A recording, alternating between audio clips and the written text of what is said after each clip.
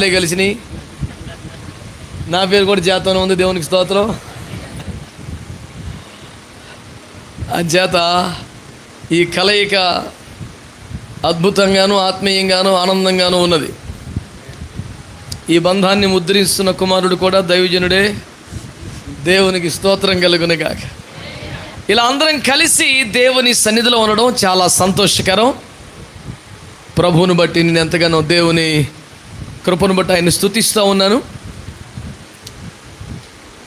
ఒక పెద్ద ప్రసంగం చేయాలన్న ఆరాటం ఏమీ లేదు, కానీ కొన్ని విషయాలు మీతో చక్కగా ముచ్చటించాలి అని ఆశించిన వాడినై, ప్రేరేపించబడిన వాడనై నేను ఝాన్సీ గారికి ఏం చెప్పానంటే, అమ్మ చుట్టుపక్కల వాళ్ళందరికీ చెప్పాకు, మీ సంఘం వరకు పిలిపించుకో, మొత్తం అందరినీ పోగేయబాకండి, ఎవరికి అసలు చెప్పబాకండి అన్న. ఇందాక తమ్ముడు యోబు అన్న ఏంటన్నా మీరేమో ఎవరికి చెప్పొద్దన్నారంట, ఎవరెవరో నాకు ఫోన్లు చేస్తున్నారు, ఉనుకూరులో కూటమంది అంటగా, ఉనుకూరులో కూటమంది అంటగా, ఎందుకు చెప్పలేదు అని చెప్పి కనీసం నేను ఉండగానే అబ్బాయికి 10 ఫోన్లు వచ్చినాయి. జఫన్య గారు కూటమంది అంట, ఉనుకూరులో ఏంటి సంగతి అని. ఆ అబ్బాయి అంటే నన్ను ఏం చేయమంటావు అయ్యగారు, ఎవరికి చెప్పొద్దు అన్నాడట. పునాలు చెప్పది యోబు నువ్వన్నా చెప్పాలిగా అన్నారంట వాళ్ళు. నేనట్టు చెప్తాను మళ్ళీ పర్మిషన్ లేకుండా. అంటే ఎంతోమంది వచ్చుటకు ఆసక్తి కలిగిన వారు ఉన్నను వారిని రానివ్వకుండా, కనీసం వారికి సమాచారం లేకుండా చేసి మిమ్మల్ని మాత్రమే కూర్చోబెట్టడంలో ఇది ఒక కుటుంబ కూడికలా ఉండాలని, మనమంతా ఒక ఆత్మీయ కుటుంబంగా ఉన్నాం కనుక ఒక సేవకుడిగా, ఒక అన్నగా, తండ్రిగా కొన్ని మాటలు మీతో పంచుకోవాలని నేను ఇష్టపడి ఈ మాటలు మీకు తెలియజేస్తున్నాను. ఒక ప్రార్థించే తల్లిని మీరు కలిగి ఉండడం మీకు ఆశీర్వాదకరం. కన్నీటి ప్రార్థన అనుభవాల్లో మీరు పెరగటం సంతోషకరం. మా కొరకు, మా ఆరోగ్యాల కొరకు మీరు ప్రార్థనలు చేస్తున్నారని విని మేము ప్రభునందు సంతోషిస్తూ మీకు కృతజ్ఞతలు తెలియజేస్తున్నాం. Thank you so much for praying for us. ఈ రోజున నరసరావుపేట దగ్గర, చిలకూరుపేటకి నరసరావుపేటకి మధ్యలో ఒక భారీ బహిరంగ సభలో ఉండాలి పాస్టర్ జార్జ్ బుష్ గారు. ఆ పెద్ద సభ, ఆ భారీ ఏర్పాట్లు, ఆ భారీ సౌండ్ ఆర్కెస్ట్రా, ఇవన్నీ కూడా ఝాన్సీ గారి ప్రేమ పట్టుదల ముందు ఓడిపోయినాయి. ఆమె గెలిచింది మొత్తానికి. కనుక ఇది ఒక కుటుంబ కూడికలాగా నేను భావిస్తున్నాను. నన్ను మీ కుటుంబంలో ఒకటిగా మీరు భావిస్తున్నారు అసలు? మరి మీరు అంతా సైలెంట్ ఉంటే నాకు డౌట్ వచ్చింది అసలు. అది ఏంటది? ఏంటి అయినా ఉంటాడైనా?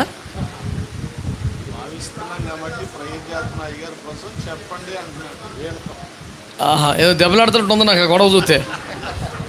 ఇదేం కుటుంబం బాబు, గొడవలు ఆడుకునే కుటుంబం డౌట్ వచ్చింది నాకు. దేవునికి స్తోత్రం.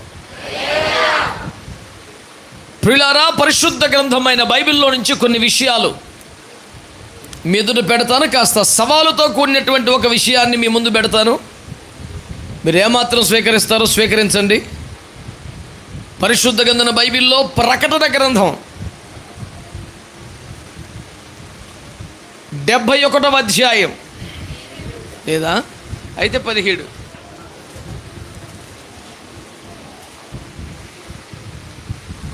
ప్రకటన 17వ ఏమిటది? 14వ వాక్యాన్ని చదివి పెట్టండి. వీరు గొర్రెపిల్లతో యుద్ధము చేతురు గాని, గొర్రెపిల్ల ప్రభువులకు ప్రభువును, రాజులకు రాజునై ఉన్నందునను తనతో కూడా ఉండిన వారు, పిలవబడిన వారే, ఏర్పరచబడిన వారే, నమ్మకమైన వారై ఉన్నందునను ఆయన ఆ రాజులను జయించును. ప్రేమ కలిగిన మా మహాపరిశుద్ధ తండ్రి, మరొకసారి ప్రాణాత్మ దేహములతో మీకు లొంగిపోతుండగా ఈ అల్పదాసును అంగీకరించి అగ్ని చేత కాల్చి పుటము వేసి పరిశుద్ధ పరిచి నీతి గల నీ మాట తేటకి వినిపించగల బోరగా మార్చుకొని మహిమ పొందగలరని యేసునామములో ప్రార్థించి వేడుకొని పొంది ఉన్నాము తండ్రి. ఆమేన్. అందరు గట్టిగా దేవునికి స్తోత్రం చెబుదాం. ప్రియులారా, నా వైపు చూస్తూ జాగ్రత్తగా ఈ వాక్యాన్ని వినాలి.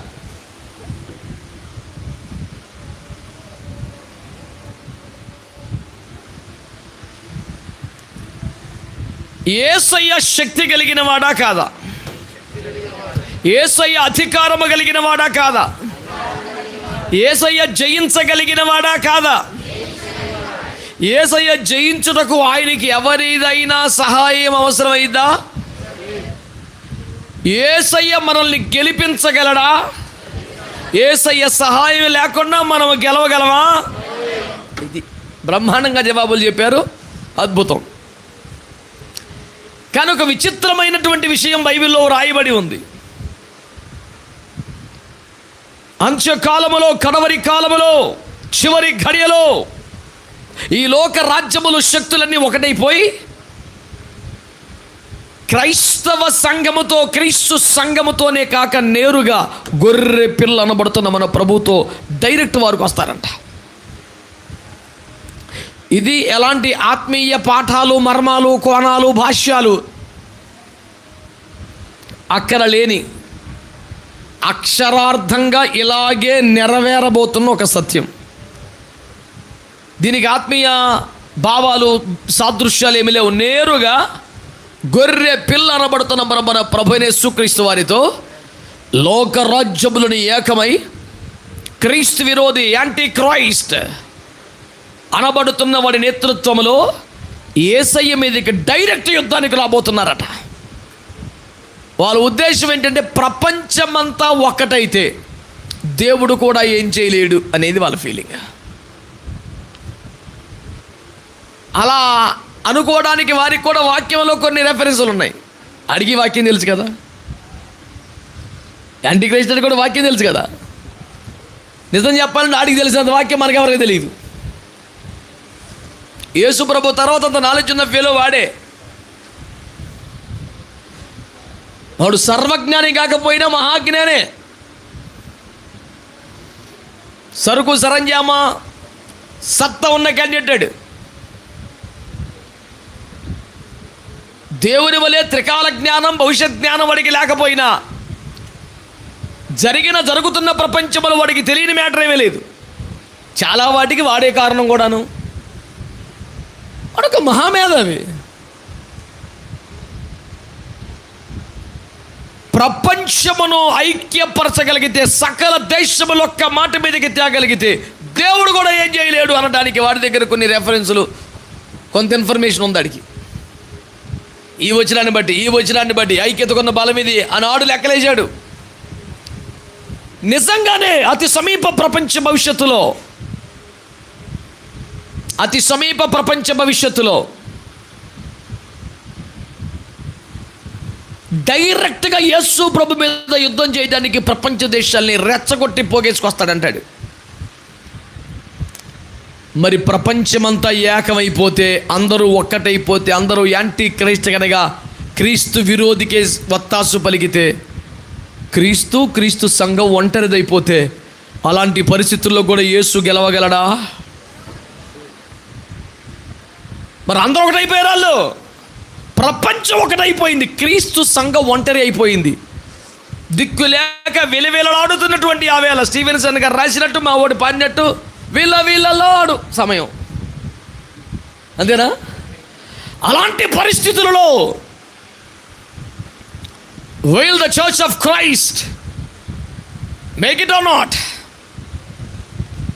That is the $1 million question.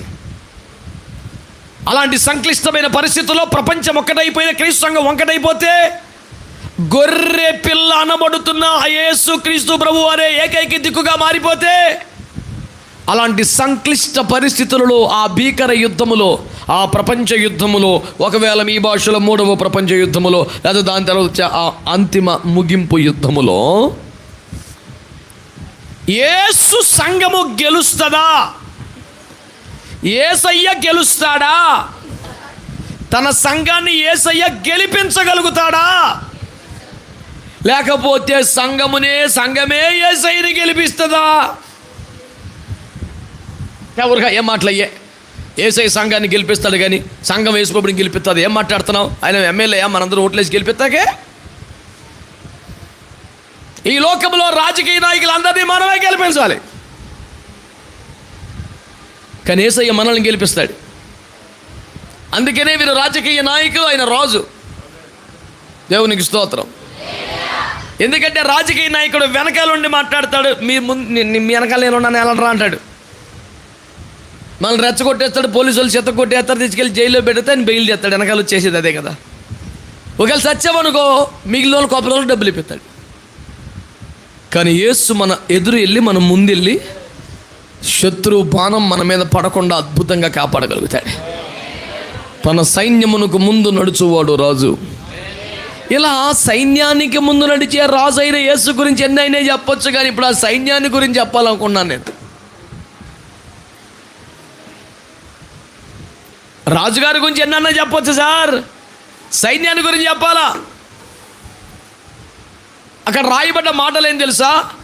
ఈ భూరాజులందరూ ఏకమై గొర్రె పిల్ల మీద దమ్మకు వచ్చినప్పుడు గొర్రె పిల్ల రాజులకు రాజును ప్రభువులకు ప్రభు అయిన గొర్రె పిల్ల తనతో కూడా ఉండిన వారు సర్వశక్తి మంతుడై ఉన్నందున మాత్రమే కాక ఆయనతో కూడా ఉండిన వారు, పిలువబడిన వారు, ఏర్పరచబడిన వారు, నమ్మకమైన వారు గనుక ఆయన వారిని. కొన్ని సంవత్సరాల క్రితం ఈ విషయం ప్రభు నాకు బయలుపరిస్తే మీరు నమ్మరు, పిచ్చెక్కిపోయింది నాకు. ఏదో సార్ పిచ్చు పట్టింది అంటారే, నా ఎదురుగుండా బాంబులు బేలుతున్నా చచ్చిపోతున్నా, నాకు ఇంకేం కనబడతా, పిచ్చి పట్టినట్టు ఉండిపోయింది నేను. ఇదేందిరో, ఆయన సర్వశక్తిమంతుడు కనుక తన వెనుక ఉన్న వారిని గెలిపించెను అని ఉంటుంది అనుకున్నాను నేను. నాకు తెలిసిన అవగాహన అంతవరకే. యాక్చువల్గా ఆయన ప్రభువులకు ప్రభును, రాజులకు రాజుల యందున తన వెనుక ఉన్న వారిని గెలిపించుకునేను.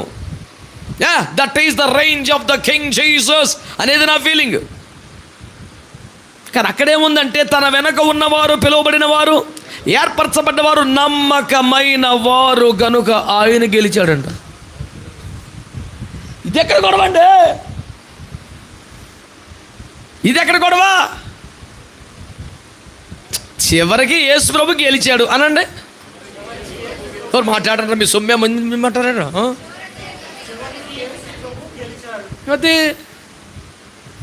అసలు స్పష్టంగా తేటగా మాట్లాడకుండా గుసగుసలాడే రకాల తేడా కొంచెం. వీళ్ళ మీద వాళ్ళ మీద సాడీలు చెప్పేవాళ్ళు, కొండేలు చెప్పేవాళ్ళు అట్లా మాట్లాడతారు. సత్యాలు నిర్భయంగా మాట్లాడేవాడు అలా గుసగుసలాడ్డు. పిల్లి కోతల సింహానికి రావు, యేసు రక్తం వేయించి మాట్లాడతలేదు మీరు. హల్లెలూయా. ఆ మాట 1కి 1000 సార్లు చదువుకుని ఉంటాను నేను. ఆంగ్లంలో చూశాను, ఇక అంతకన్నా ఎక్కువ నాకు ఏం రావు. ఆ ఆంగ్లంలోనే 7-8 రకాల వర్షన్స్ చూశాను. యాంప్లిఫైడ్ బైబిల్ అని చెప్పాడు,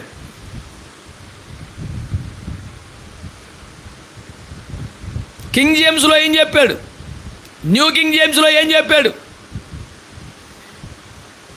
NASBలో ఏం చెప్పాడు, థామ్సన్ చైన్ రిఫరెన్స్లో ఏం చెప్పాడు, డెక్స్ బైబిల్లో ఏం చెప్పాడు.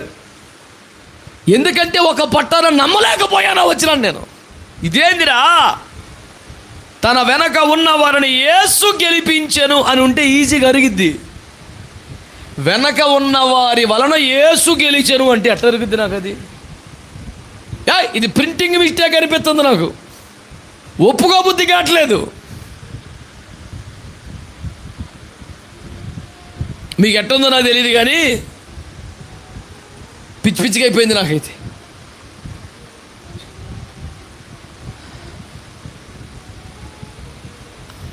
మరి ఏదైనా అర్థం కాకపోయినా, బాధ వచ్చినా, ఉద్యోగం వచ్చినా, మనం చేసే పని ఏముందా? తలుపులు వేసుకొని మొక్కచ్చు. బాగా సంతోషం వచ్చినా, బాగా ఏడుపు వచ్చినా, మనకున్న మార్గం ఏముందా? తలుపులు వేసేస్తామేక. మోకాలు వేసి, ఏంది ప్రభు ఇట్లా మాట్లాడుతున్నావు, నువ్వేనా? బైబిల్ అంతా మంచి ఏ క్లాస్గా విజయదుంది మోగించుకొచ్చి నీ ప్రజల పక్షముగా యుద్ధములు, మాకంత ఉరుములు మెరుపులు మెండుకు చేసి ఓడించి ప్రజలకు జయమునిచ్చి అలాంటి ప్రభువే తెలుసు, కానీ మేము నిన్ను గెలిపించడం ఏంటి ప్రభు? రివర్సు.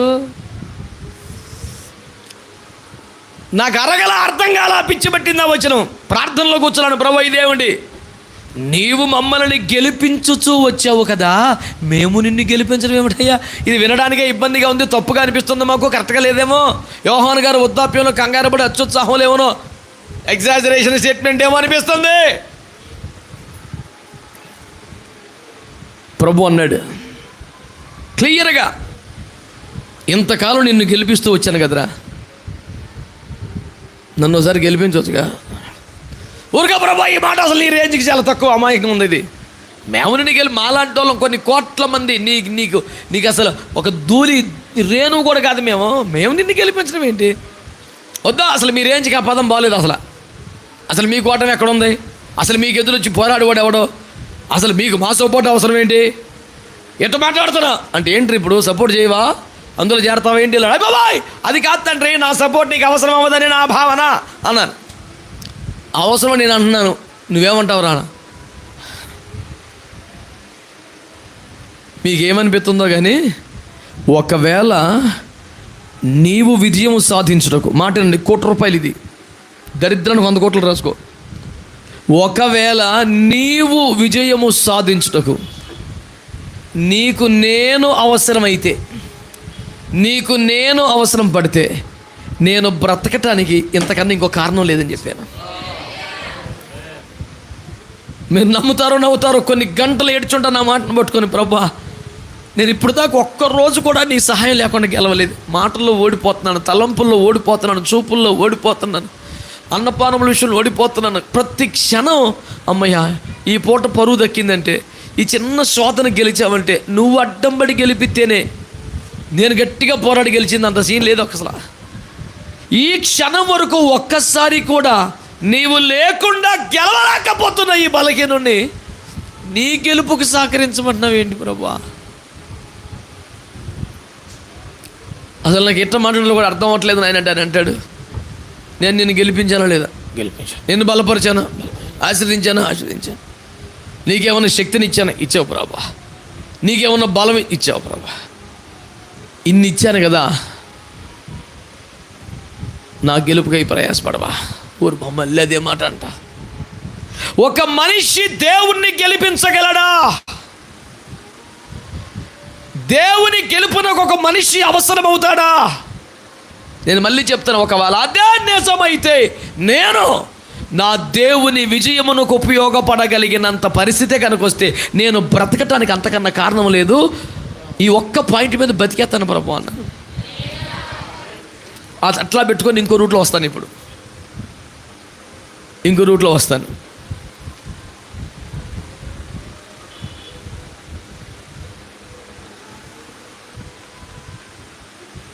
కొన్ని సంవత్సరాల క్రితం రామగుండంలో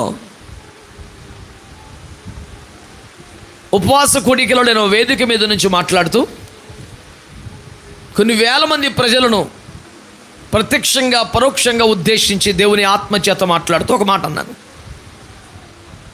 which had become very sensational statement in those days. చాలా విప్లవాత్మక, కొంచెం వివాదాస్పద వ్యాఖ్య అయింది. అదేంటంటే, ఒకవేళ దేవుడు కనికరించి వాడు బాధలను బట్టాడు, కష్టాలను బట్టాడు, ఇబ్బందులు బట్టాడు, నిందలను బట్టి, అవమానాలను బట్టి తట్టుకోలేక, పోరాడలేక, శక్తి చాలక, ఒకవేళ ఎవడైనా క్రైస్తవుడు దైవ సేవకుడు ఇక తట్టుకోలేక, పోరాడలేక ఆత్మహత్య చేసుకుంటే, పరిస్థితిని అర్థం చేసుకొని, ఫోన్లే ఆడు చెడ్డోడు కాదు, మంచోడే, నా కోసమే బ్రతికాడు, ఇక పోరాడలేక ఆత్మహత్య చేసుకున్నాడు, సర్లే అని ఒకవేళ దేవుడు క్షమిస్తాడు అనే ఆధారం బైబిల్లో ఏమైనా ఉంటే, ఈ భూమి మీద ఒక్క పరిశుద్ధుడు కూడా బతకడం, మొత్తం చచ్చిపోతారని చెప్పాను. చాలా పెద్ద పెద్ద దైవజనులు తీవ్రంగా వ్యతిరేకంగా, ఏం మాట్లాడుతున్నావు నువ్వు, ఏం మెసేజ్ ఇస్తున్నావు స్టేజీ మీద నుంచి, ఆత్మహత్యలు ప్రోత్సహిస్తావా నువ్వు, ఏం మాట్లాడుతున్నావు అంటూ విరుచుకుపడిపోయారు నా మీద. సరే, వారందరూ పెద్దవాళ్ళు, వాళ్ళకున్న జ్ఞానం, థియలాజికల్ స్టఫ్ నాకు లేదు కనుక నా తప్పే, ఓకే ఒప్పుకుంటాను. కానీ అందులో లాజిక్లు పీకే వాళ్ళు తెచ్చారు తప్ప ఒక నిజ క్రైస్తవుని యొక్క వేదన అర్థం చేసుకునే ప్రేమ గలవారు ఎవరు లేరు. సర్లే ఆడికి పోరాళ్ళ గడవలేక చచ్చిపోయాడు, క్షమిద్దాం అని. దేవుడు అంటే భూమి మీద ఒక పరిశుద్ధుడు బతకడో. హెబ్రీ పత్రిక 11 చివరి ప్రకారం నా ముఖం చూడో, హలో నా ముఖం ప్రకారం ఈ లోకం ఈ భూమి పరిశుద్ధులకు తగింది కాదు. అడు భక్తుడైతే, నీతివంతుడైతే, విశ్వాస యోధుడైతే, పరిశుద్ధుడైతే ఈ భూమి బ్రతకడానికి తగ్గింది కాదు. ఎవడు బతకలేడు ఇక్కడ. యెషయా వంటి మహాప్రవక్త మీదే లోక ప్రభావం ఉండగలిగితే, ఏలియా వంటి రోషము గల దైవజనుడు ఇక నా వల్ల కాదు చచ్చిపోతారని కోరుకుంటే, మోషే వంటి సాత్వికుడే నేను ఏమన్నా గర్భాన్ని మోసి కన్నాన వెళ్ళే నా మెడకబడ్డారు నాకు వద్దు అని అంటే, ఓట మెరుగని దావీదు వంటి యోధుడే మేడ మించి పడిపోతే, ఈ భూమి మీద ఎవడైనా ఇంక నిలబడగలడా, గెలవగలడా? అలాంటి బలహీనలకు మానవులను పట్టుకొని, ప్రభువా నన్ను గెలిపించమని నువ్వు అడుగుతున్నావా?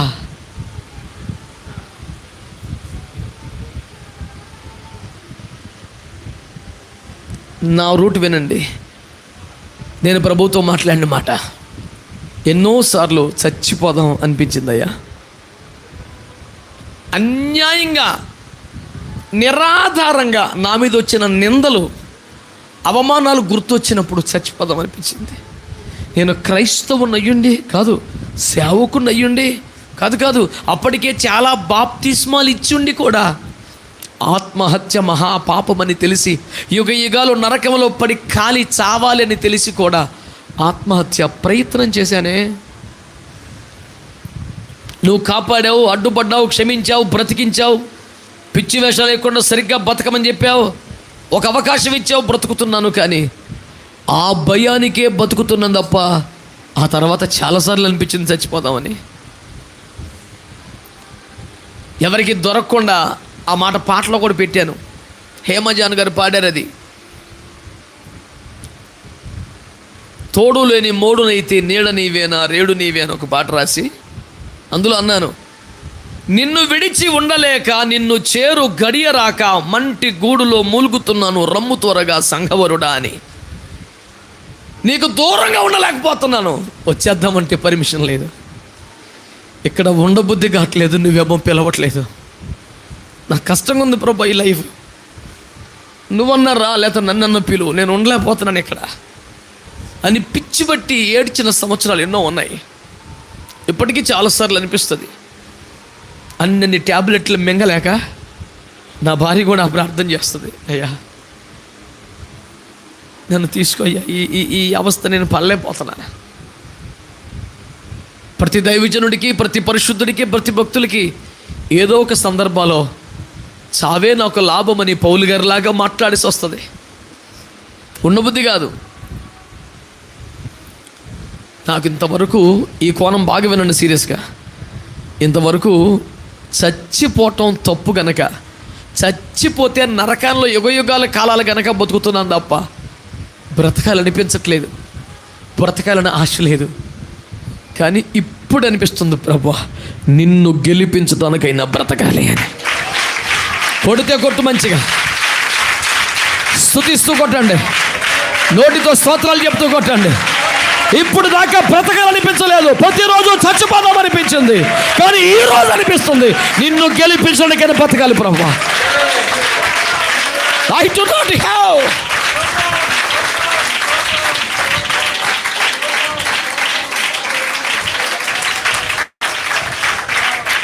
ఆమె ఈరోజు వరకు ఈ పాయింట్ వీళ్ళ కోసం బ్రతకాలి, వీళ్ళ కోసం బ్రతకాలని ఎప్పుడు అనిపించలేదనయ్యా.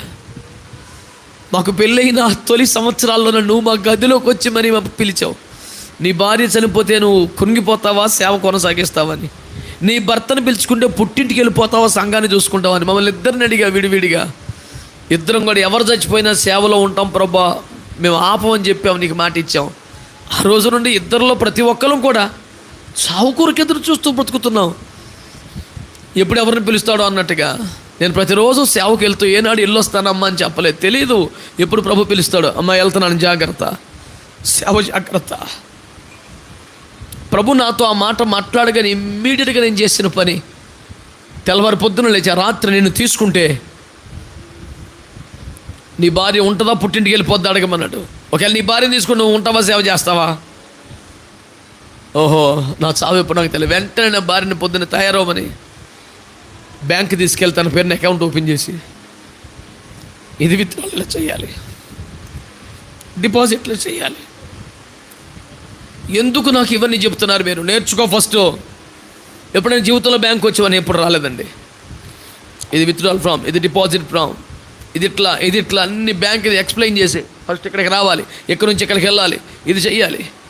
ఎందుకు? నేర్చుకో ఫస్ట్. నేర్చుకొని ఏటీఎం తీసుకెళ్ళి ఇట్లా స్వైప్ చేయాలి, ఇది అన్నీ చెప్పి ఇంటికి తీసుకొచ్చాను.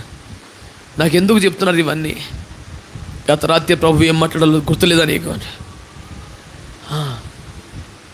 నేను ఒకవేళ చచ్చిపోతే ఏమో ఇప్పుడు ప్రేమగా కనిపించే విశ్వాసం నీకు సహాయం చేస్తారా చేయరా? నన్ను చేసుకున్నందుకే నువ్వు దిక్కులేని దానివి అనాథమైపోకూడదు. నేర్చుకో అని చెప్తే పిచ్చి పట్టినట్టుగా ఏడ్చింది. బాధపడకూడదు, నేర్చుకో. This is our life.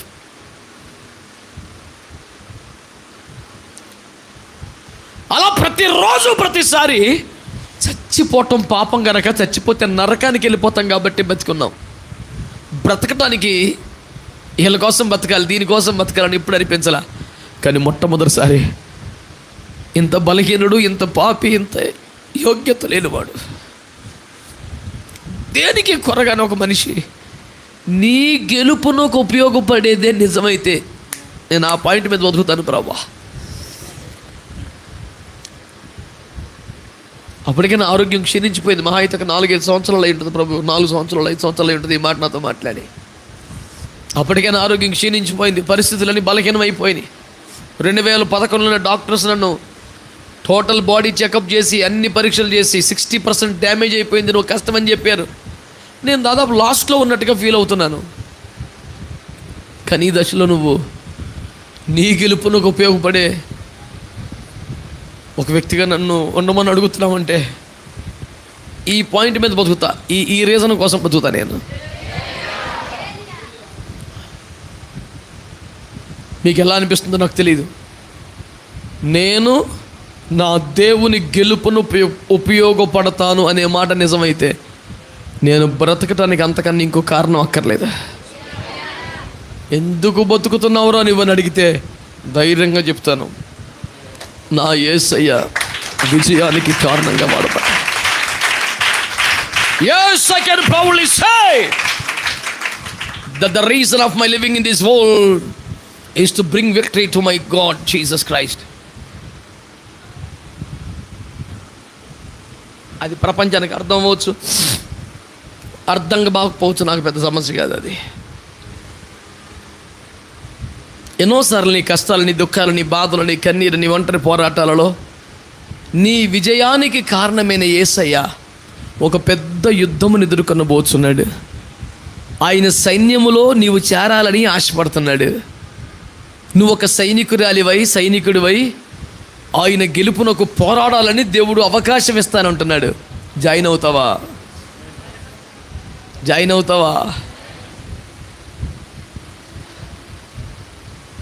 నాకు అనిపించింది, నాలాంటి స్థూలకాయుడికి 28 ఏండ్లకే డయాబెటీస్తో బలహీనం అయిపోయినోడికి భారత సైన్యం ఆఫర్ ఇవ్వగలదా? ఏ దేశ సైన్యమైనా నాలంటోని చేర్చుకుంటుందా? కానీ యేసయ్య తన సైన్యంలో చేర్చుకున్నాడు. తమ్ముడుకున్న సంకల్ప బలాన్ని చూసి నేను ఆశ్చర్యపడ్డా, సిగ్గుపడ్డా. కఠోరమైన సాధన చేసి సకమైపోయాడు పిల్లోడు. నాకైతే అంత సంకల్ప బలం లేదు.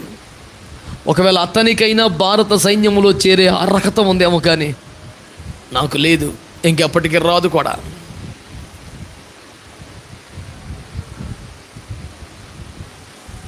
నేను దరఖాస్తు చేసుకుంటా కూడా అర్హత లేనోడిని. నన్ను పరలోక సైన్యం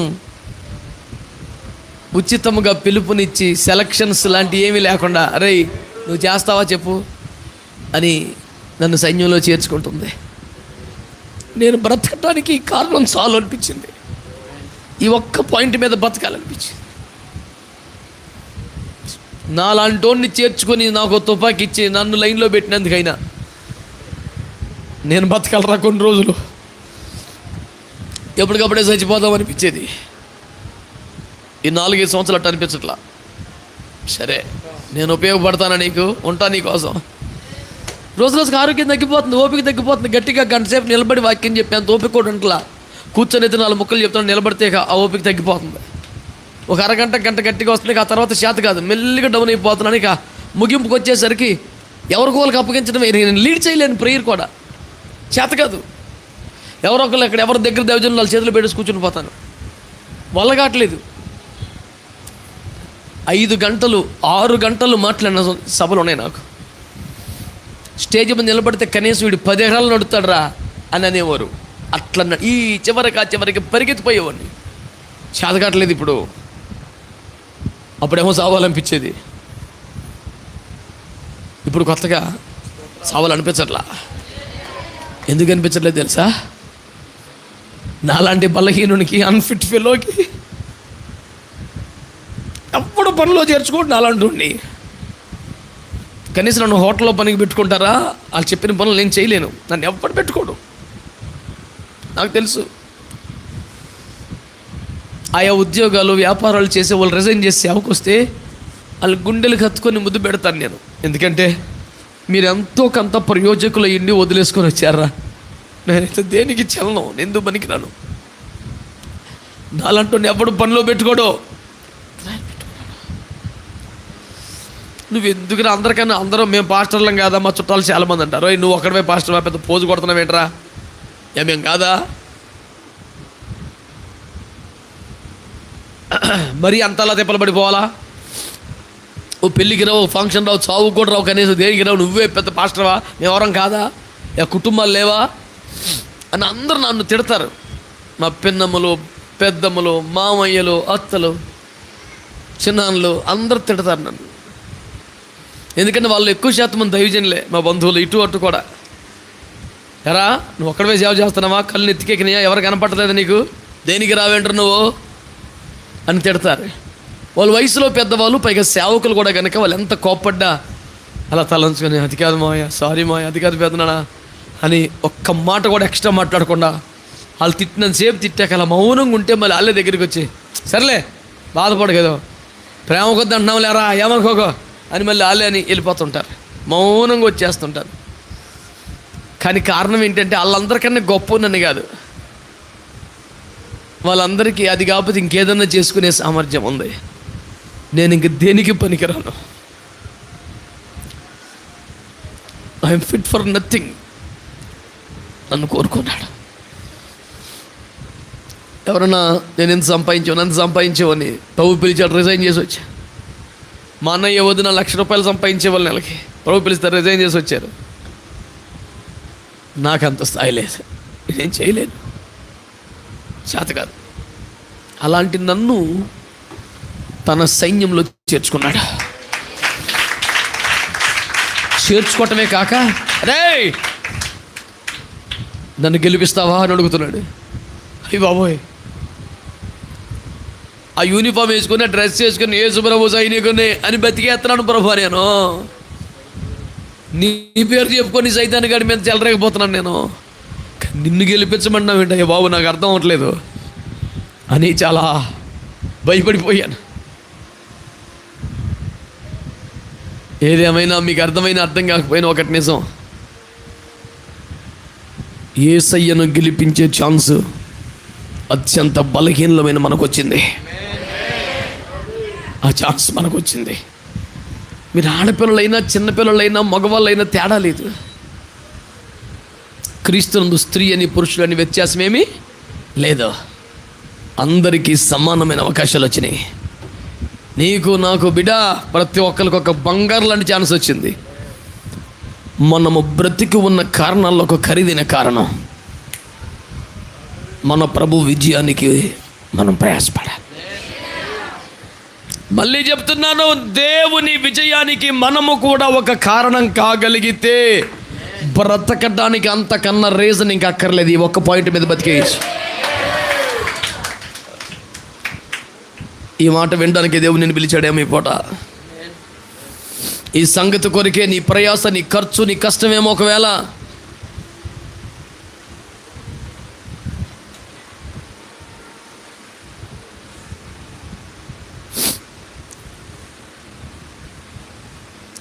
ప్రభు నీతో మాట్లాడుతూ నీ మాట తీసుకో.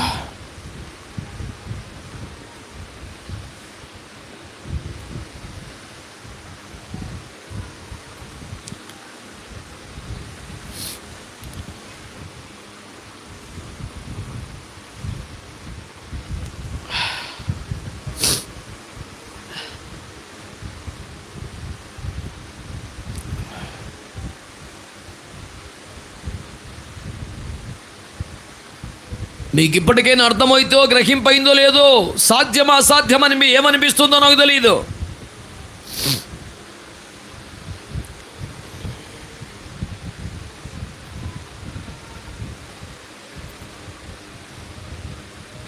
దీన్ని అక్షరాలతో రాయడానికి, పదాలుగా పేర్చడానికి నాకు చాలా ప్రయాస అయింది. What is the reason of my living in this world? I wrote many pages. జీవించి ఉండడానికి నాకున్న ముఖ్యమైన కారణం ఏంటి?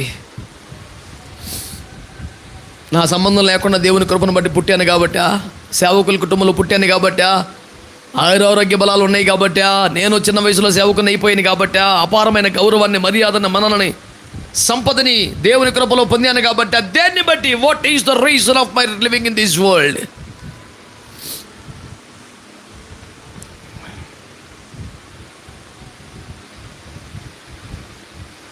Finally came to know to the one conclusion that the reason of my living in this world is to be a part of the team of the army which can bring victory to the Lord God Almighty. నేను జీవించి ఉన్నటకు నాకున్న కారణం ఇది అని చివరిగా తేలినది ఏమిటంటే, సర్వశక్తి గల దేవుని సైన్యములో ఒకనిగా మారి ఆ దేవదేవుని విజయానికి నేను కూడా ఒక కారణం అవ్వడమే నేను జీవించి ఉండే కారణం. That is the final and ultimate reason. ప్రియులారా, మీరు జాగ్రత్తగా ఆలకించగలిగితే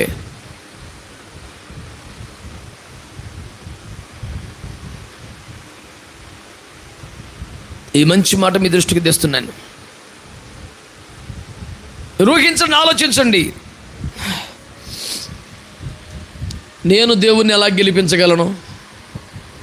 నన్ను గెలిపించేది ఆయన కదా. నేనెట్ట గెలిపిస్తాను ఆ ప్రభువుని?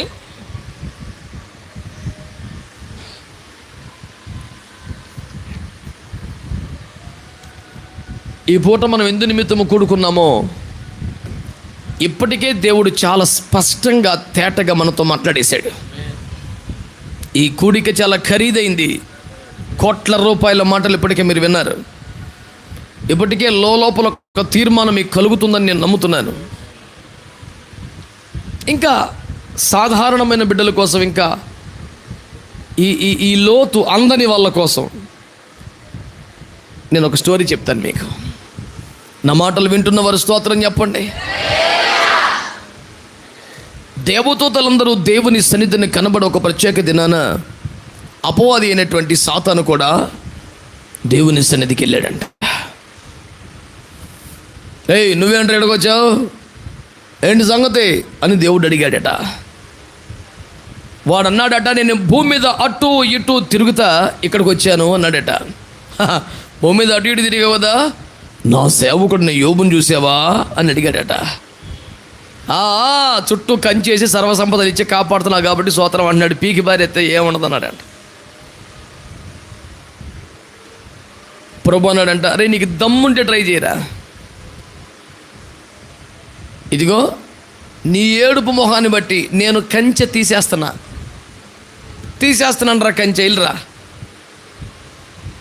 అతని ఆరోగ్యాన్ని, అతని భార్య బిడ్డల్ని, అతని ఆస్తిపాస్తుల్ని దేన్నైనా టచ్ చేసుకో,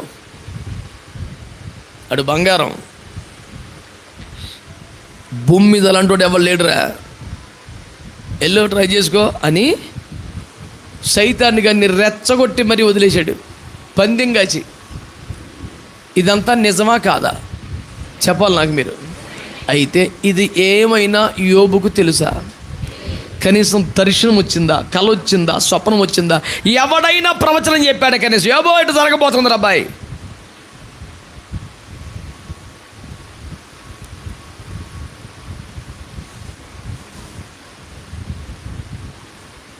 దేవుడు బయలుపరిచాడా? దేవుడు చూపించాడా? దేవుడు మాట్లాడా? అసలు యోబుకేం తెలియదుగా, ఇంత లీక్ లేదు, కల రావటమో దర్శనం రావడం ఏమీ లేదు. ఈడు వెళ్ళటం ఏంటి, ఆయన ఛాలెంజ్ చేసి ఇద్దరం పందెం కాసుకొని వీళ్ళు చూసుకోరంటం ఏంటి, కంచి తీసిపారేటువంటి ఏమీ తెలియదు. ఈయనకి ఇంత లీక్ లేకుండా ఇద్దరు పందెం కాసుకున్నారు. ఆడు వచ్చేసాడు, ఆయన కంచి పీకేశాడు, 10 మంది బిడ్డలను ఒక్క రోజున చంపేశాడు. గొడ్డు గోద ఆస్తిపాతులు మొత్తం దాని నాశనం అయిపోయినాయి.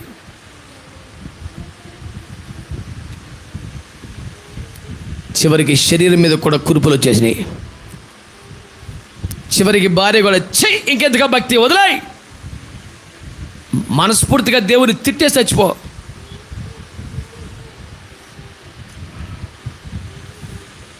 అంటే అప్పుడు యోబు చేసిన పోరాటాన్ని గురించి దేవుడు అన్నాడు, ఇంతటి మహాభయంకరమైన శ్రమలలో యోబు ఒక్క నోటి మాటతో నేను పాపము చెయ్యలేదు. ఇప్పుడు సైతాన్ గడి పాయింట్ ఏంటి? నువ్వు అన్ని బాగా సూత్రావు కనుక ఇచ్చావు కనుక సూత్రం అన్నాడు, అన్ని బీకిపడితే ఏముండదు, తిట్టిపారేస్తా నిన్ను అన్నాడు. సరిగ్గా ఆ ట్రాప్లో ఆయన భార్య పడింది.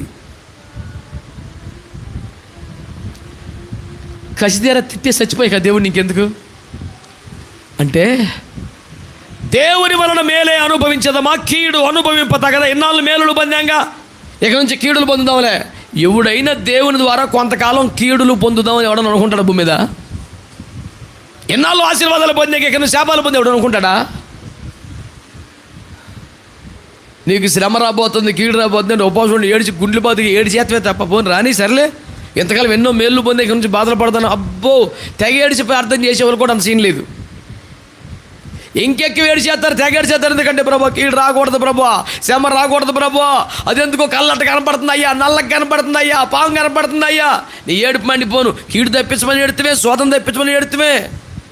కానీ ఇంతకాలం కృప పొందాను, ఇంకొంతకాలం శ్రమలు పడదాం పోన్లే అని ఎవడో దమ్మున్న క్రైస్తవుడు ఏడ్రాడు? ఒకరికి కనపడ్డాడు మీకు ఎప్పుడైనా? అద్భుతమైన సాక్ష్యాలు అంటే తెలుసా? భయంకరమైన శ్రమలు రాగా దేవుని సన్నిధిలో ప్రార్థించగా దేవుడు అద్భుతంగా విడుదల దయచేశాడు. ఇదే సాక్ష్యం.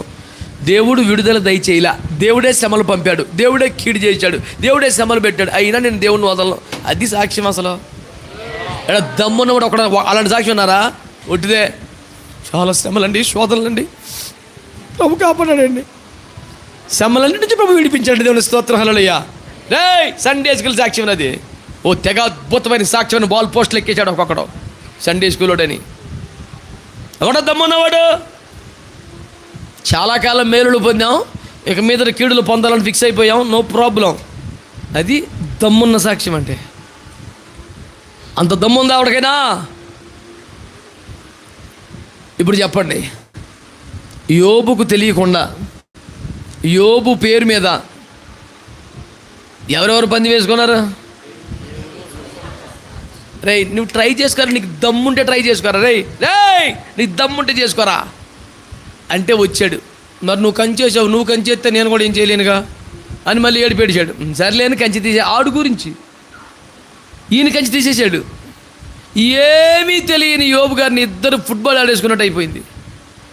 ఇప్పుడు చెప్పండి ఎవరు గెలిచారు? చెప్పండి ఎవరు గెలిపించారు? ఒక దమ్మున్న సపోర్ట్లు కొట్టి యోబు కోసం వచ్చారు. ఆమె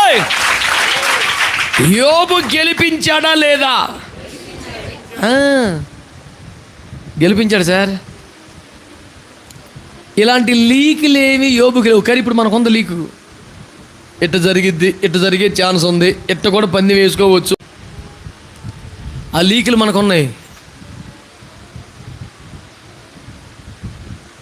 అయినా మనం గెలిపించలేకపోతున్నాం దేవుణ్ణి.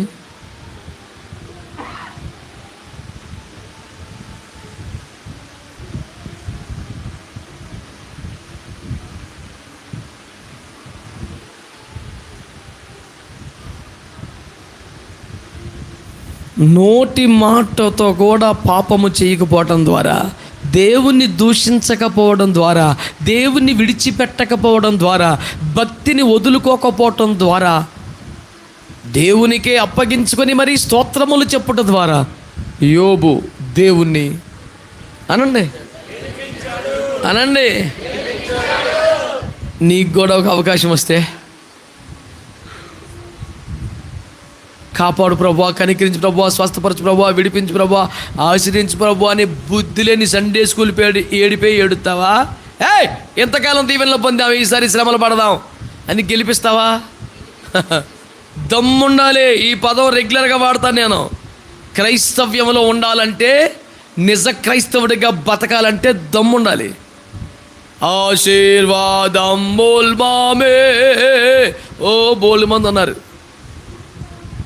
హోమారించోమో దేవా బోల్మంది ఉన్నారయ్యా. పిండి పిసుకు తొట్టి రొట్టెల గంప నూనె బుడ్డి వేసుకొని బతికేవాళ్ళు బోల్డ్ మంది ఉన్నారు. వాళ్ళు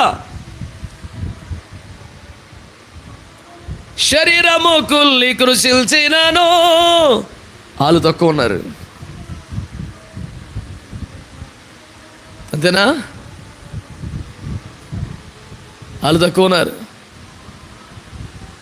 లోకము శరీరము లాగినను, శరీరము కుల్లి కృషించినను వాళ్ళు తక్కువ ఉన్నారు. యేసు చాలును, యేసు ప్రభు వలన చాలా కలుగునని వచ్చాం. ఏసే చాలు అంటే మాకేం చాలదు. మాకు స్వస్థత కావాలి, దీవెన కావాలి, విడుదల కావాలి, ఆశీర్వాదం కావాలి, డబ్బులు కావాలి, తిండి కావాలి, అందం కావాలి, ఆరోగ్యం కావాలి. ఇవన్నీ ఇత్తనందుకు యేసు ప్రభు కావాలి. అయ్యే ఇవ్వకపోతే, ఆయనే కీడు తలపెడితే మాకెందుక దేవుడు? మాకు వద్దే వద్దు. కాపాడుతాడు నమ్ముకున్నామండి, కాపాడిపోతే ఇంకెందుకండి మరి? మళ్ళీ కలిసిపోతాం అందులో. నేను నశించదు నన్ను దమ్మున్నవాడెవడో, నా పేరు తీసేయి అనే దమ్మున్నవాడెవడో, అవసరమైతే సిలువకు వేరే శాపగ్రస్తుడిగా మారగొడుతున్నాడు దమ్మున్నవాడెవడో. ఉండాలి దమ్ము క్రైస్తవుడిగా బతకాలంటే. ఓ రోడ్డు ఎక్కేస్తాం కాదు. స్వస్థపరచును యేసయ్యా కావున యేసు చాలు, విడుదలనిచ్చును యేసయ్యా కావున యేసు చాలు. ఇవన్నీ అయ్యే. విజయమునిచ్చును యేసయ్యా కావున యేసు చాలు. యేసు ప్రభు ఎందుకురా అంత ఎంటబడిపోతున్నావు? ఇన్నిస్తాడు కాబట్టి మొత్తం లాగేసుకుంటాడు. అయ్య బాబా నాకొద్దు. యోబు మాటలు విన్నారా? దేవుని వలన మేలే అనుభవించదమ్మా, కీడు అనుభవింప తగదా. అది ఎవడన్నా మాట్లాడతారు అసలు ఆ డైలాగ్ అది? దేవుడికి కీడు చేయడం ఏంట్రా, మాట్లాడబాగా అంటారు. దేవుడే కీడు చేస్తే కూడా ఆయన నాకు దేవుడే. దేవుని వద్ద నుంచి కీడు కూడా పొందొచ్చు, లాస్ ఏమి లేదు. ఇది ఎక్కడ భక్తి అండి? బుర్రా బాధేసుకుని ఉంటారు లూసిఫర్ గాడు. వీడి ఊడురా అన్నీ లాగైతే దేవుని తిడతా అంటే లాగేసిన దేవుడికి స్తోత్రం అంటాడు. ఇక నా దగ్గర ఉన్న సకలాస్త్రములు అయిపోయినాయి. ఇప్పుడు ఏం చేయాలి? దేవుడి దగ్గరికి వెళ్ళి ఓటమును అంగీకరించి తన్నులు తిని రావాలి. ఇక చేస్తాక ఏముందడికి? యోబు స్తుతించి, యోబు ప్రార్థించి, యోబు పోరాడి జయించాల, యోబు సహించి జయించాడు.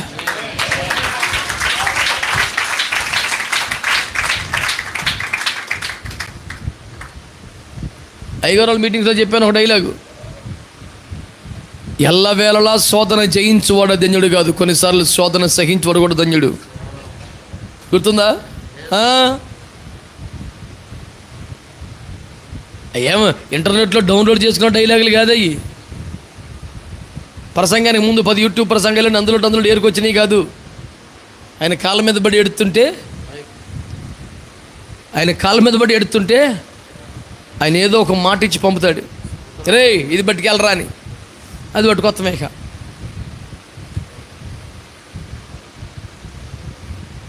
నా ప్రశ్న మళ్ళీ మొదటికి వచ్చింది, దేవుణ్ణి గెలిపించడానికి నీకు ఒక ఛాన్స్ వస్తే వాడుకుంటావా వదులుకుంటావా?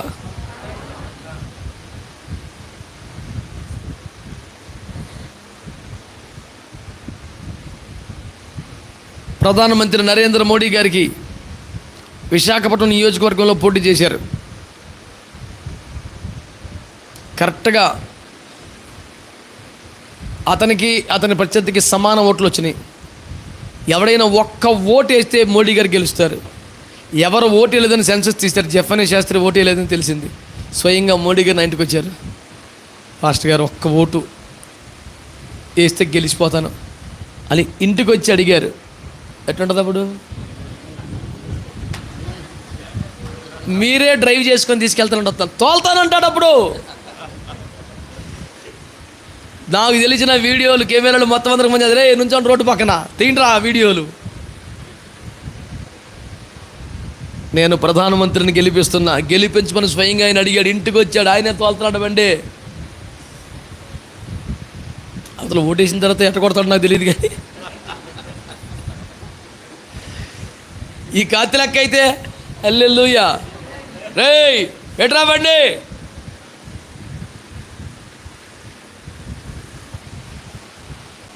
ఆ ప్లేస్లో ఇప్పుడు ఏసై ఉన్నాడు. రేయ్ నువ్వు నా వైపు నిలబడితే నేను గెలుతాను రా. ఆడి ముందు సిగ్గుపడిపోయి పరిస్థితి వస్తుంది రా. రేయ్ అటు చేయబాకరా, నీకోసం ప్రాణం పెట్టాను రా. రేయ్ పుసుకుమని అందులో కానీ చేరిపోతావు ఏంట రేపు పొద్దున. రే అడితో పందింగేసాను, నా కొడుకు బంగారం అని చెప్పాను రే. రే నువ్వు బలకీన పడి నువ్వు అందులో పడిపోతే పరుగు పోతున్నా రే, నేను ఆల్రెడీ పందింగేసాను నీ మీద. ఈ మాటలు అంటున్నవాడు ఎవరు తెలుసా? సర్వశక్తి కలిగిన దేవాతి దేవుడైన యేసు ప్రభువారు. ఆయన పట్ల ప్రేమ ఉన్నా, భయం ఉన్నా, కృతజ్ఞత ఉన్నా, దమ్మున్నా నీ క్రైస్తవ జీవితానికి ఆయన్ని గెలిపించి ఆయన్ని ఓడించి నీ బ్రతుకుకి సార్థకత చేసుకో. బ్రతికి యునానంటే నీ కృప అంటారుగా, మరి ఎందుకు? బ్రతికి యునానంటే ఇందుకే అని పోరాడు గెలవద్దమున్న క్రైస్తవ జీవితం అంటే అది ఊరక బతికేతం కాదు, వేసి రక్త వేయం. ఎందుకు మరి? సకల జీవరాశులు బతుకుతున్నాయి, మనం బతికేస్తున్నాం. ఎందుకు? సముద్రంలో లక్షల జాతులు బతుకుతున్నాయి, మనం బతికేస్తున్నాం భూమి మీద. రోషన్ తక్కువ క్రైస్తవం ఏం కాదు. ఛాన్స్ వచ్చింది రే, ఛాలెంజ్ చేసిన నీ మీద నమ్మకంతో గెలిపిస్తావా, నన్ను పరుగు తీసేస్తావరా రే అన్నాడు యేసు ప్రభు. ఏం బిడ్డ ఏం చేస్తావు నువ్వు? Already open challenge. అరే నీకు దమ్ముంటే మా వాళ్ళని కదిపి చూడరా, వాళ్ళు నన్ను వదిలిపెట్టరా అని వదిలేసాడని. ఆయనే తన చేతులతో కంచి తీసేశాడు. ఆడు వచ్చి చెలరేగిపోతున్నాడు, సంఘాల మీద దాడి చేస్తున్నాడు, సేవకుల వ్యక్తిగత జీవితాల మీద, కుటుంబాల మీద దాడి చేస్తున్నాడు, ఆరోగ్యాల మీద దాడి చేస్తున్నాడు. కాసుకో, నిలబడతావా? నేనేమైనా ప్రభువా గెలిపిస్తాను, నాకన్నీ పోయినా నిన్నే గెలిపిస్తా. దమ్ముండాలి సార్. హల్లెలూయా స్తోత్రం అంటాం కాదు. స్వస్థత కోసం, విజయాల కోసం, విడుదల కోసం, ఆశీర్వాదాల కోసం తెగేడి చేస్తాం కాదు. చిచ్చి స్తోత్రం కనపడుతుంది బాబా, క్లియర్ కనపడుతుంది, కనపడతాం కాదు, క్లియర్ కనపడుతుంది, వస్తుంది. నీకు చిన్న కలత్వం ఏముంది, డైరెక్ట్గా ఉంది, వస్తుంది. ఏంటి పరిస్థితి? అట్టయితే అందులోకి మారిపోతాను. ఇప్పుడు గొడవ వదిలిపోతే ఎప్పటికైనా పోయే సరుకుని మేము మొత్తం ఎందుకు దరిద్రం అని పోనీ. తుమ్మితే ఊడిపోయి ముగ్గురు నుంచి పద్దాక ఫెవికల్ అట్టుకుని తిరుగుతారు రోడ్ల మీద, ఏడ తుమ్ము వచ్చుద్దని పీకవతల బారెత్తపోలా. ఉంటావా? నమ్మకంగా ఉండు, లేదా వదిలేయి. దీని నిమిత్తము నేల వ్యర్థమైపోవాలి, తీసేయనండి యేసు ప్రభువే. నీవు కూర్చుని స్థలం వ్యర్థం అవ్వకూడదు. సంఘంలో నీకోసం పెట్టిన కన్నీటి పెట్టుబడి వేస్ట్ అవ్వకూడదు. నువ్వు మేసిన మేత, జీవము గల దేవుని ఉపదేశం వేస్ట్ అవ్వకూడదు. నీ చుట్టూ వేసిన ప్రార్థన కంచె వేస్ట్ అవ్వకూడదు. నీ కోసం ఉపయోగించబడ్డ పనివారి కష్టం వేస్ట్ అవ్వకూడదు. వేస్ట్గా బతకూడదు సంఘంలో.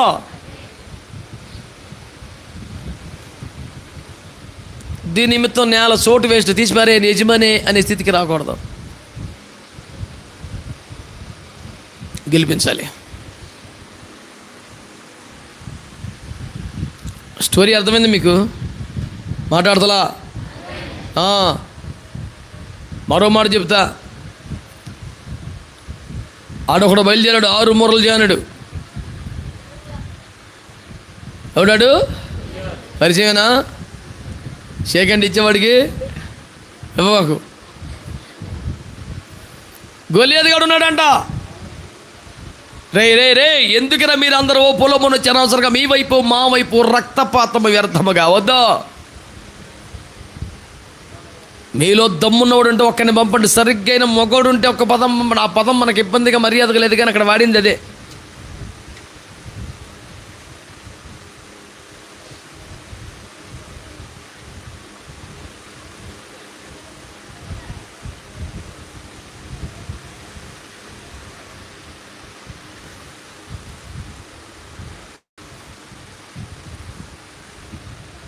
మీలో ఒకరిని పంపుడి మనం చూసావా తెలుగు బైబిల్లో?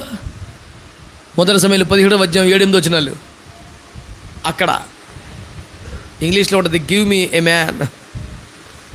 దాన్ని పచ్చిగా కరెక్ట్గా ట్రాన్స్లేట్ చేస్తాను తెలుసా? మీ ఒక మగోడు ఉంటే పంపండి ఇంటికి ఎంతమంది అన్నాడు. ఒరిజినల్ ట్రాన్స్లేషన్ అది. రే గివ్ మీ ఏ మ్యాన్, ఒక్క మగోడు ఉంటే పంపండి ఇంటికి. ఓ పొలమని వచ్చేస్తున్నారు. అందరికన్నా ముందు పారిపోయినోడు సౌలే. అందరికన్నా సౌలును ఇశ్రాయేలును బహుభీతులైరి. ఆ బహుభీతుల బ్యాచ్లో ఫస్ట్ పేరు ఆడిదే. అందరికన్నా ముందు ఇంట్లోకి వెళ్ళి తలుపులు వేసుకొని కిటికీ రెక్క తీసాడు. అదే ఎవడైనా వెళ్ళి అన్ని సాగు కొడితే నా బిడ్డ నుంచి పెళ్లి చేస్తాను కిటికీ రెక్క కూడా వేసేసాడు. చుట్టూ సెంటర్లు పెట్టుకొని సెక్యూరిటీ పెట్టుకొని గజగజలాడుతూ కూర్చున్నాం లోపల. దావీదు వచ్చాడు. రాజా, ఈ ఫిలిస్తీను నిమిత్తం ఎవని మనసు కృంగ నిమిత్తం లేదు, నేను వెళ్తా దెబ్బ చంపేతానని. నా కవచము నా డాలు వేసుకో.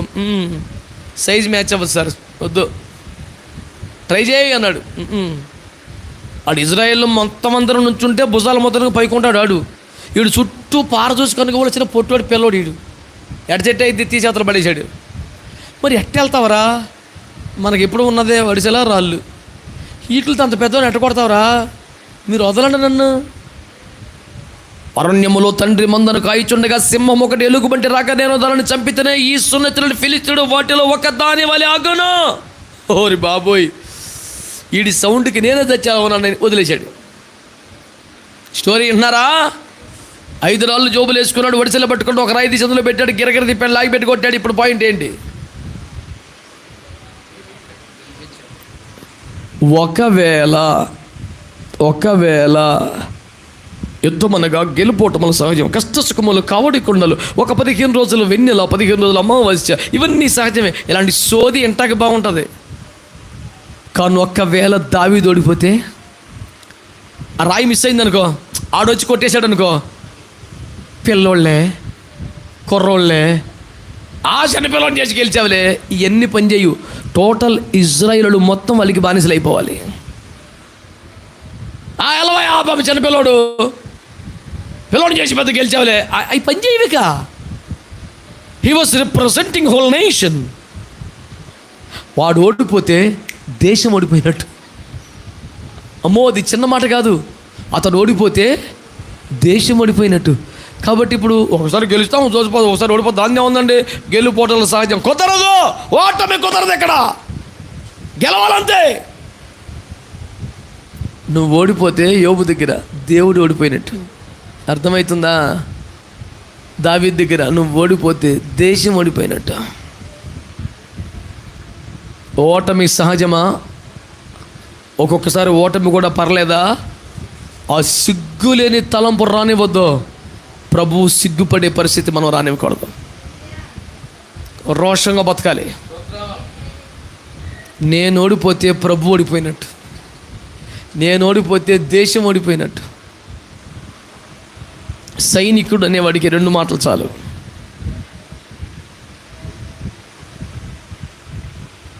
అయ్యా మరి నాకు జ్ఞానం లేదు, అయ్యా మరి నాకు బలం లేదు, అయ్యా మరి నాకు తలాంతులు లేవు. నాలాంటి ఒక బిడ్డ ఎలా గెలవాలి, ఎలా గెలిపించాలి? బైబిల్లో ఒక మాట ఉంది, పిలువబడిన వారును ఏర్పరచబడిన వారును నమ్మకమైన వారైనందున ఆయన ఆ రాజులను జయించాడు. నీ జ్ఞానం లేకపోయినా, నీకు బలం లేకపోయినా, నీకు తలాంతులు లేకపోయినా, నీకు అనుభవం లేకపోయినా, నువ్వు నమ్మకమైన బిడ్డవైతే నువ్వు దేవుని గెలిపించగలుగుతా. గట్టిగా స్తోత్రం చెప్పండి. ఇప్పుడు ఒక మాట మిమ్మల్ని అడుగుతున్నాను, గుండె మీద చేయి పెట్టుకుని ఆన్సర్ చెప్పాలి కానీ పైకి చెప్పకండి, మనసులో చెప్పుకోండి. అందరూ ఆన్సర్ చెప్పాలి కానీ పైకి చెప్పొద్దు, మనసులోనే చెప్పుకోండి. యథార్థంగా నీవు నీ భర్తకు నమ్మకమైన భార్యవేనా? నీ భార్యకు నమ్మకమైన భర్తవేనా? నీ తల్లిదండ్రులకు నమ్మకమైన బిడ్డవేనా? నీ ఉద్యోగానికి నమ్మకమైన వ్యక్తివేనా? చివరిగా నీ సంఘంలో నీ ఆత్మీయ తల్లికి, నీ కాపరికి, నీ దైవజనుడికి నమ్మకమైన బిడ్డవేనా? ఎవరు బయటికి ఆన్సర్ చెప్పొద్దు కానీ లోపల మీకు తెలిసి జవాబు ఏంటో. డబ్బున్న వాళ్ళు దమ్మున్న వాళ్ళు కాదండి, వారు నమ్మకమైన వారు అయినందున ఆయన రాజులను జయించాడు. నువ్వు యేసయ్యకు ఎంత నమ్మకమైన వ్యక్తివి అది ప్రపంచంలో నీ ఒక్కదానికి తెలుసు, నీ ఒక్కడికి తెలుసు, ఇంకెవరికి తెలియదు.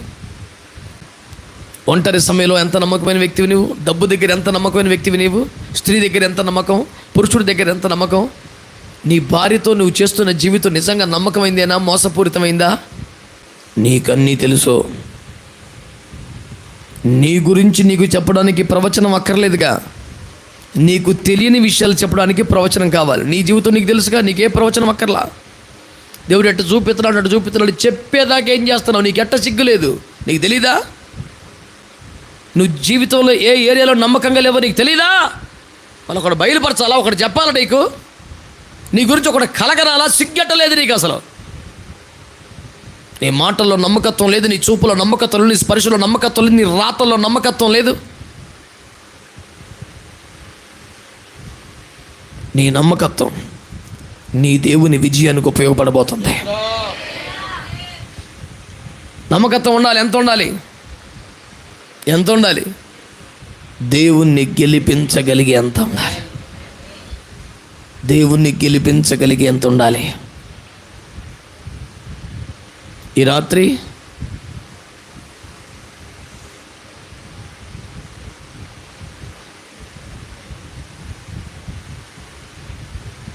ఎంతైంది సమయం ఇప్పుడు?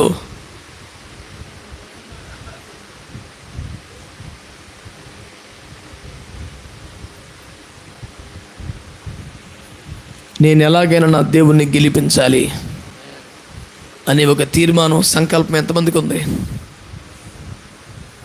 నిజంగా ఆశపడుతున్నారా? ఛాన్సే నీకు వస్తే గెలిపిస్తావా? ఆల్రెడీ మనం ఆ యుద్ధంలో ఉన్నాం, ఆ పోరాటంలో ఉన్నాం. ఆ పందెం వాళ్ళు వేసుకున్నారు కాబట్టి సైతాన్ గడు ఎంతగా చెలరేగిపోతున్నాడు. ఇప్పుడు చెప్పు, గెలిపిస్తావా? నీ కంఠంలో చివరి శ్వాస ఉన్న వరకు నీ దేవుడు గెలుపునకు నువ్వు ప్రయాసపడాలి. ఎంతమంది నిజంగా సవాలుగా తీసుకుంటారు? రండి ప్రార్థన చేద్దాం. దేవుడి వాక్యము దీవించునుగాక. ఆమేన్. ప్రార్థన చేసుకుందాం. ఆరోగ్యవంతులు, అవకాశం ఉన్న వాళ్ళు మోకరించండి.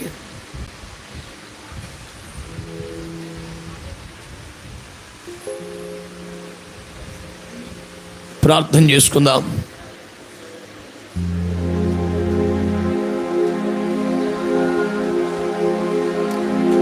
ఒక్క నిమిషం ప్రార్థన చేసేవాళ్ళు నా మాట వినండి.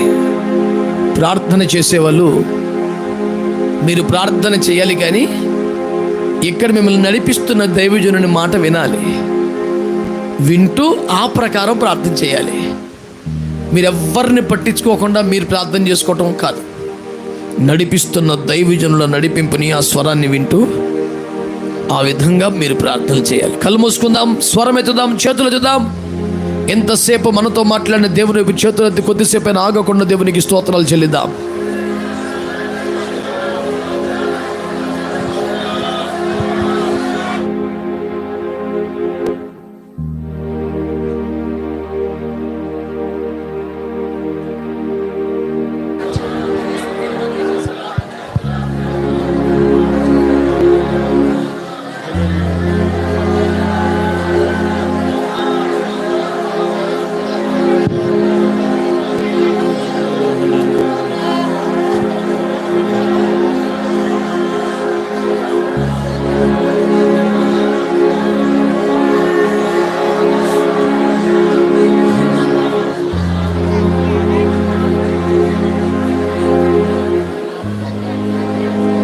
మానవుని జీవితమునకు విలువింత ఉందా, అది తెలుసుకుంటే యేసు నీ మాటలోనా. జాలినే మించిన ఘనత మాకిచ్చినావా, నిన్ను గెలిపించుటకే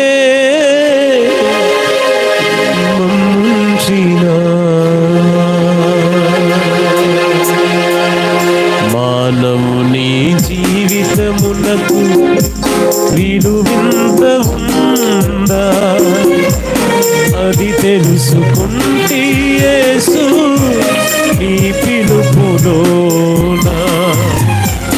జాలినే మించిన ఘనత మాకిచ్చినావా, నిన్ను గెలిపించుటకే మమ్ము బ్రతికించుమా.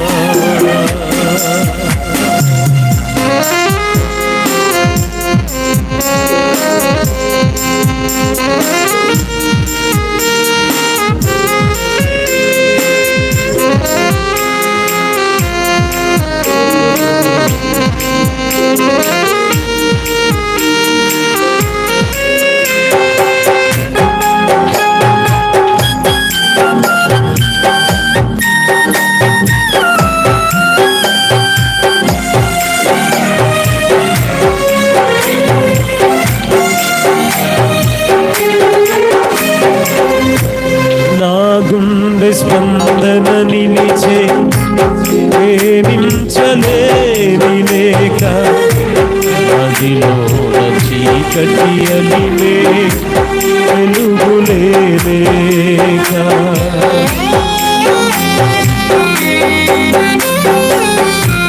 మా గుండె స్పందన నిలిచే ప్రేమించలేని లేక, అదిలోన చీకటి అలివే వెలుగులే లేక. వెలలేని వాటికి వెలకట్టిది, విలువైన జీవితాన్నే పరిచేసిది. ఓ యేసుని పిలుపేమ విలువ తెలియజేసిందా. మానవుని జీవితమునకు విలువింత ఉందా, అది తెలుసుకుంటే యేసు నీ పిలుపులోనా.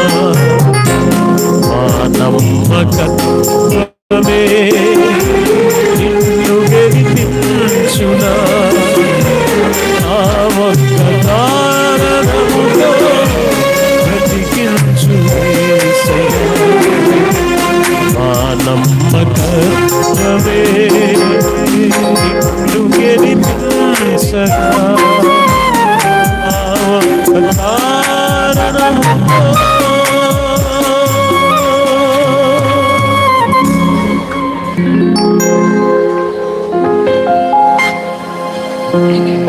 అందరూ అలాగే ప్రభు సన్నిధిలో కొద్ది నిమిషాలు ప్రార్థన ఉందాం. ఇప్పటి వరకు శ్రేష్టమైనటువంటి దేవుని వాక్యాన్ని మనం విన్నాం. దైవజనులు ఒక సవాలుకరమైనటువంటి వర్తమానాన్ని పరిశుద్ధాత్మ ద్వారా మన ముందు పెట్టారు. దేవుని గెలుపైన, దేవుని ఓటపైన అది నీ మూలముగానే, దేవునికి ఘనతైన, దేవునికి అవమానమైన అది నీ మూలముగానే,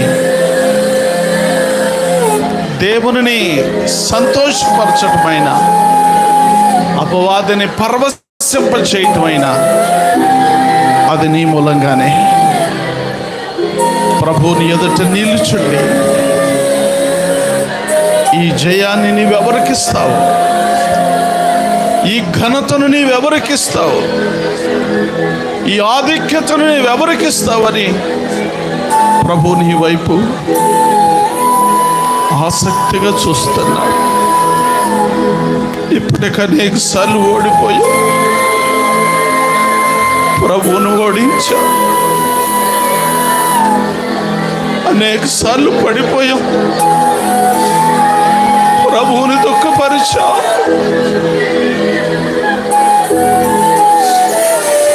ఈ ఆలోచన కూడా మనకి లేదు. ప్రభువా క్షమించమని మరొకసారి ప్రార్థన చేద్దాం. నన్ను బట్టి అనేక సార్లు దుఃఖపడ్డావయ్యా, అయినా మరొక అవకాశం నాకు ఇచ్చావు తండ్రి. అనేక సార్లు నేను నిన్ను ఓడించిన, ఇంకొకసారి నా జీవితంలో మరొక అవకాశం ఇచ్చావు ప్రభువా. మిగిలిన అవకాశమైనా నిన్ను గెలిపించడానికి నేను బ్రతకాలి ప్రభు. నిన్ను గెలిపించడానికి నేను బ్రతుకుతానయ్యా. నా కొరకు నేను బ్రతుకును, నా సంతోషం కోసం కాదు, నీ మహిమ కోసమే నేను బ్రతుకుతాను. ప్రభు అయిన యేసుక్రీస్తు వారే మనకు ఒక అద్భుతమైన మాదిరి. తండ్రి, నీ చిత్తము చేయటానికి నేను ఈ లోకంలోనికి వచ్చాను. నీ చిత్తము నెరవేర్చడం నాకు సంతోషం. ఒకనొక సమయంలో ప్రభు వారు కూడా ఈ మాట, ప్రభువా నీ చిత్తమైతే ఈయన నా దగ్గర నుంచి తీసివేయమని. అయినా నీ చిత్తం నెరవేర్చబడటం కొరకు ఆ పాత్రలో నేను త్రాగుతానని సిద్ధపడ్డాను. కలువరి శిలువలో దాన్ని సంపూర్ణం చేసి, తండ్రి సమాప్తమైంది అని చెప్పారు. తండ్రి సమాప్తమైంది. నీవు నాకే పని అప్పగించావో, నీవు నాకే బాధ్యతను అప్పగించావో, నీవు నా ముందు నీ సంకల్పాన్ని ఏది పెట్టావో దానిని సమాప్తం చేశానని తల వంచి ఆత్మను తండ్రికి అప్పగించాను. మనము సావబోయే ముందు ఆయన పాదాల దగ్గర ఈ మాట చెప్పగలిగి, నీవు నాకు అప్పగించిన దాన్ని భూమి మీద నెరవేర్చానయ్యా. నిష్ప్రయోజనమైన దాసుడు, నీ పని కొరకు నన్ను వాడుకున్నందుకు స్తోత్రం అని మనం ఒక్క మాట చెప్పగలిగితే మన జన్మ జీవితం ధన్యమైనట్లే. ప్రతి బిడ్డ ఒకసారి ఆలోచించండి. దేవుని పాదాల దగ్గర, తండ్రి కనికరించయ్యా. పిలువబడినటువంటి వారుగా, ఏర్పరచబడినటువంటి వారుగా నీవు అప్పగించిన పని అంతటిలో నమ్మకమైన వారుగా ఉండగలిగిన జీవితం మాకు దయచే ప్రభువా. నేను బ్రతకటం అంటూ జరిగితే అది నీ మహిమ కోసమే.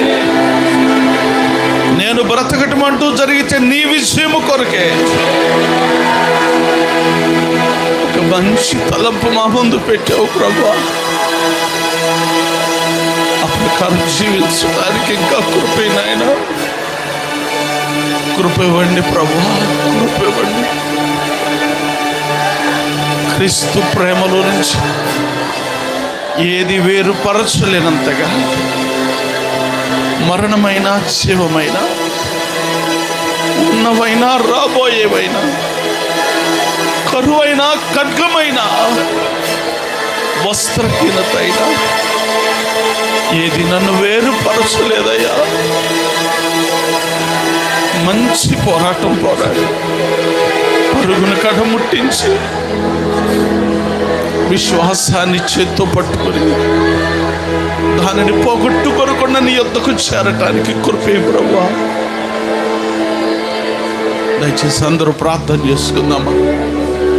ప్రార్థన.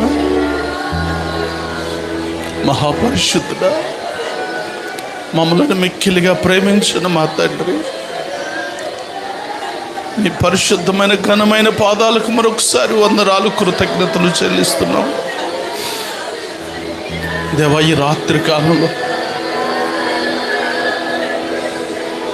నేను ఒక సవాలుకరమైన సంగతిని మా ముందు పెట్టినందుకు మీకు వందనాలు. చాలాసార్లు శోధన తప్పించుకునే మార్గాన్ని ఎన్నుకున్నామయ్యా. శోధనలో పడకుండా కాపాడమని ప్రార్థించాం. కానీ యోబు యొక్క సహనాన్ని గురించి మీరు విన్నారా అని మీరు మాతో మాట్లాడాడు. మాట మా చెవిలోకి రాలేదు ప్రభు. నాయనా, నీ సన్నిధానంలో సహించవలసిన అవసరం ఏర్పడినప్పుడు సహించి జయించడానికి కృప చూపించు. మేము సేవించుచున్న దేవుడు వేడిమి కలిగి మండుతున్న అగ్ని గుడ్డములో నుండి రక్షించడానికి సమర్థుడు. ఒకవేళ రక్షించకపోయినా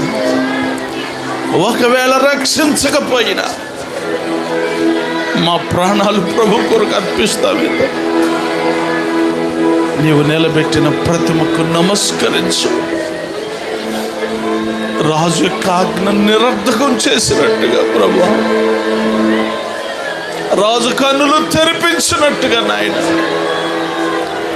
షడ్రకు మేషకు అబేద్నెగోల దేవుడే దేవుడని శత్రువు చేత పలికించినట్లుగా మా విరోధి సైతం ఎదుట సాగిలపడి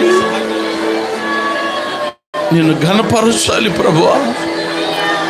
ఆ రీతిగా నీ సైన్యంలో మేము ఉండటానికి సహాయం తండ్రి. మమ్మలను సిద్ధపరిచయ్యా. ఇంకా తగిన సిద్ధపాటు మాకు కావాలి తండ్రి.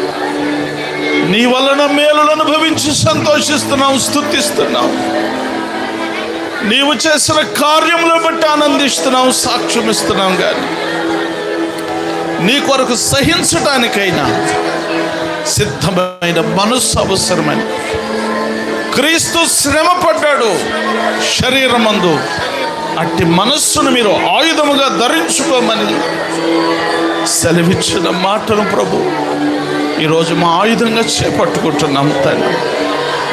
మా మట్టుకైతే బ్రతుకుట క్రీస్తు, చావైతే లాభమనే నీతిమంతుని తీర్మానాన్ని స్వతంత్రించుకుంటున్నాం ప్రభు. ఆ ప్రకారం జీవించడానికి తండ్రికి సహాయం చేయండి. ఈ వర్తమానం విన్న వారిలో ఏ ఒక్కరు ఓటమికి కారణం కాకూడదు. ప్రతి ఒక్కరూ నేను విజయోత్సాహంతో ఊరేగించేవారిగా, నమ్మకమైన వారిగా ఉంచి మీరే మహిమ పొందమని మనవి చేస్తున్నాను. అలాగే తండ్రి, మీ దీన దాసురాల్ని ఇక్కడ జరిగిస్తున్న పరిచర్యను మీరు అత్యధికంగా దీవించండి. ప్రతి ఒక్కరిని ఒక సైన్యంగా ఉంచండి ప్రభు, ఒక సైనికులుగా ఉంచండి ప్రభువా. ఓటమి ఎరుగని నీవు మాకు తోడుగా ఉన్నావని మా పక్షంగా నీ ఉండగా మేము ఎన్నడూ ఓటమి పాలు కామని ప్రభా అత్యుత్సాహంతో నీ కొరకు ముందుకు సాగటానికి సహాయం చేయండి. శ్రేష్టమైన వర్తమానంతో నింపి మా మధ్యలోనికి తెచ్చినటువంటి మీ సేవకులను బట్టి మీకు వందనాలు, స్తోత్రాలు. జపన్యాయి గారి అమ్మగారిని బట్టి మీకు స్తోత్రాలు ప్రభు. శరీరం ఎంతో బలహీనమైన, సహకరించకపోయినా ఏ విధము చేతనైనా నిన్ను గెలిపించాలి, ఏ విధము చేతనైనా నిన్ను గణపరచాలి, బలహీనతనే వెక్కిరించాలి, వ్యాధినే ఎక్కిరించాలి, శత్రువునే సిగ్గుపరచాలి. ఆ స్థితిలో కూడా నేనే మహిమపరచాలని ప్రయాసపడుతుండగా మరింత కృపించి మహిమ, ఘనత, ప్రభావాలు తెచ్చుకోండి. లోయమ్మ గారిని కూడా జ్ఞాపకం చేసుకోండి. వారికి ఉన్న సమస్త బలహీనతను యేసునామములో జయించుటకు మీరు ఇచ్చిన శక్తి కొరకు వందనాలు, స్తోత్రాలు. ఇంకా ప్రభువా, మీరు రాకడ వరకు, మీరు విజయోత్సాహంతో ఊరేగే వరకు, అన్ని నామముల కన్నా పైనామము మీదని ఉన్నవారందరూ కూడా మీ ఎదుట మోకరించే వరకు మీ దాసుని వాడుకుని సంఘములన్నిటికీ క్షేమాభివృద్ధి కలగటానికి, సంపూర్ణ సమర్పణ కలగటానికి సహాయం చేయండి. యేసయ్య పరిశుద్ధమైన నామములో ప్రార్థన చేసి స్తుతించి బ్రతిమలాడి వేడుకుంటున్నాం తండ్రి.